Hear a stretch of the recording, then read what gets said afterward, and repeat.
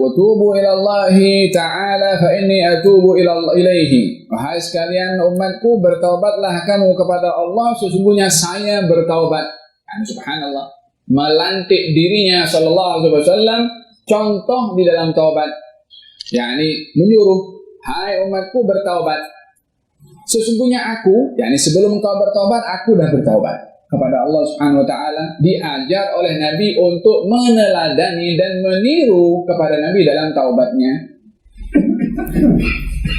Wahada contoh yang diberikan oleh baginda Rasulullah sallallahu alaihi wa ala alihi wasallam. Nah, ada seorang di zaman baginda Rasulullah namanya Ma'iz ibn Malik. Ma'iz ibn Malik datang kepada baginda Rasulullah sallallahu alaihi wasallam mengatakan, "Ya Rasulullah, tahhirni." Wahai Rasulullah, sucikan aku. Dan Nabi tak pandang. Tanya lagi, "Ya Rasulullah, tahhirni." Yani berkali-kali. Last kali tanya oleh Nabi, "Apa yang kamu buat?" Kalau mengatakan aku berzina. Awalnya Nabi mengharapkan agar supaya orang ini yang berbuat salah tadi bertobat kepada Allah Subhanahu wa taala tanpa datang kepada Rasulullah, yang kalau datang akan ditegakkan hukum rajam. Maka baginda Rasulullah SAW awalnya berpaling mengharapkan agar supaya orang itu pergi taubat sendiri kepada Allah Subhanahu wa taala, karena itu rahasia seorang hamba kepada Allah. Tapi hamba itu, sahabat itu sungguh-sungguh nak dapatkan kepastian dalam taubat. Gal tahirnya Rasulullah. Gal sekali karena sudah datang ke mahkamah untuk dihukum dan sabit kesalahannya, dihukum oleh Nabi SAW dirajam. Sebahagian orang mengatakan, tengok orang itu dipukul macam macam binatang atau macam apalah, walhasil diperli lah, dihina. Kata baginda Rasulullah sallallahu alaihi wasallam mengatakan, kata baginda Rasulullah sallallahu alaihi wasallam mengatakan kepada orang yang bertaubat tadi, sesungguhnya dia telah bertaubat, law busimat baina ummatin la wasi'athum. Itu Ma'iz tadi yang bertaubat. Kalau ganjaran taubatnya itu dibagikan kepada seluruh umat yang ada di atas muka bumi ini, akan cukup. Besarnya nilai taubat kepada seseorang sahabat tadi yang mendapatkan kepastian. Dan sahabat tadi ingin mendapatkan kepastian daripada taubatnya diterima dengan dilakukan hukum. Karena yang dilakukan hukum tak akan dihukum kali di akhirat. Sementara orang bertaubat kepada Allah Subhanahu wa taala di dunia dia tak pasti taubatnya diterima atau tidak, tapi yang sudah ditegakkan hukum confirm akan diampunkan dan tidak akan dihukum dua kali. Maha suci Allah untuk menghukum hambanya dua kali, di dunia dan di akhirat. Dia nak kepastian dalam taubat untuk tidak dihukum di akhirat. Tak apa, dihukum dunia hatta dirajam. Yang penting confirm dapat selama di akhirat. Hakadha qissatu Ma'iz bin Malik, ahad as-sahabah baginda Rasulullah sallallahu alaihi wa ala alihi wasallam. Ada berkenaan dengan at-taubah. Nah, disebutkan oleh Habib Muhammad di sini juga berkenaan dengan orang yang bertaubat, bila mana terkait dengan hak orang lain maka hendaklah dia mengembalikan hak orang lain. Baik apa berupa harta dikembalikan, atau kalau berupa marwah atau tak dapat mengembalikan maka hendaklah memohon maaf atau meminta dihalalkan daripada orang tersebut, karena kesalahan yang melibatkan kepada antara manusia maka akan diselesaikan bila mana manusia yang dizalimi memaafkan. Kalau tidak maka akan sampai kepada mahkamahnya Allah Subhanahu wa taala nanti di akhirat. Mahkamatul mazalim, untuk mengembalikan apa yang menjadi hak kepada orang.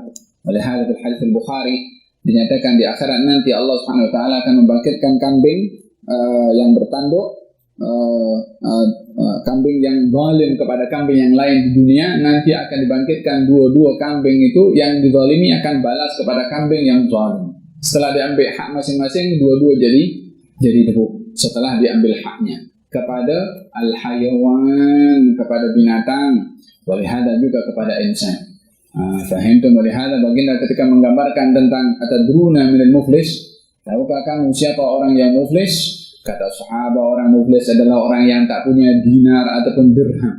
Kata Nabi, al-muflis adalah orang yang datang di hari kiamat nanti membawa pahala salat, pahala zakat, pahala puasa. Akan tetapi dia bunuh, tumpahkan darah fulan, dia maki fulan, dia ambil harta si fulan.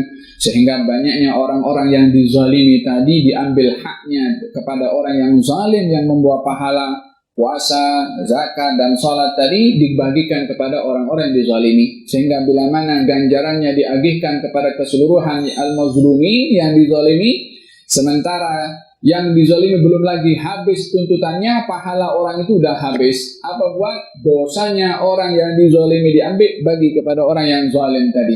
Jadi datang membawa pahala, kembali membawa dosa orang. Hadza yang terkait dengan masalah al-mazalim, dosa orang kepada orang lain.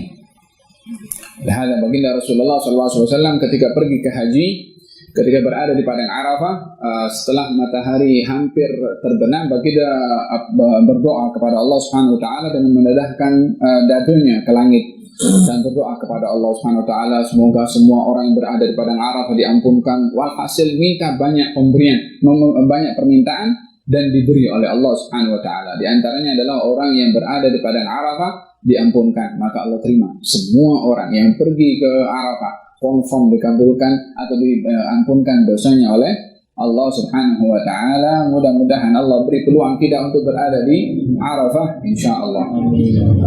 Kemudian ada doa yang diminta oleh Nabi, pengampunan dosa, namanya dosa tabiat. Dosa tabiat, dosa orang kepada orang lain. Maka Allah memberitahukan yang ini tidak. Yang ini tak boleh. Sampai orang yang dizalimi itu menghalalkan atau memaafkan, atau dikembalikan hanya orang yang dizalimi. Kan Nabi susah hati sampai matahari terbenam pun juga Nabi masih merayu kepada Allah Subhanahu wa taala, tak ada jawaban juga. Nabi sambung perjalanan daripada Arafah menuju ke Muzdalifah dan bermalam di Muzdalifah sampai fajar terbit dan sholat subuh di Muzdalifah. Maka turun daripada kemahnya baginda Rasulullah dalam keadaan tersenyum. Kata sahabat, ya Rasulullah, adhaqallahu sinnak. Ya Rasulullah, kalimat itu yang biasa digunakan pakai oleh orang-orang Arab. Semoga Allah menjadikan engkau sentiasa tersenyum, yakni seronok ketika tengok Nabi tersenyum. Apa sebab senyuman wahai Rasulullah? Biasanya selepas subuh selalu berpikir kepada Allah, tapi kali ini ba'da subuh dia keluar daripada kemahnya. Lalu kata Nabi, ya, aku mendapatkan segala permintaan aku kepada Allah, termasuk dosa tabiat kepada orang yang tidak mampu untuk mengembalikan akan hak orang lain akan dijamin oleh Allah Subhanahu wa taala. Dan aku melihat iblis meletakkan tanah atau debu di kepalanya sebagai tanda penyesalan daripada iblis yang gagal di dalam berusaha menyesatkan kepada umat Nabi dengan apa yang diberikan oleh Allah kepada Nabi dan juga kepada umat Nabi Muhammad sallallahu alaihi wa ala alihi wasallam. Wallahi kalau bukan karena beliau berdoa, tak dapat. Subhanallah. Yang dirisaukan dosa tabiat bukan dosa tabiatnya Nabi. Nabi tak ada dosa, Masya Allah alaih. Hikmah kita ni yang tak luput daripada dosa, dimintakan oleh Nabi sallallahu alaihi wa ala alihi wasallam, jazakallahu khairal jazaa. Semoga Allah memberikan balasan yang besar kepada Nabi sallallahu alaihi wa ala alihi wasallam. Hada dosa at-tabi'at. Fahimtum hada waraddul mazalim, yakni dikembalikan bila mana apa yang menjadi hak kepada orang lain. Nah,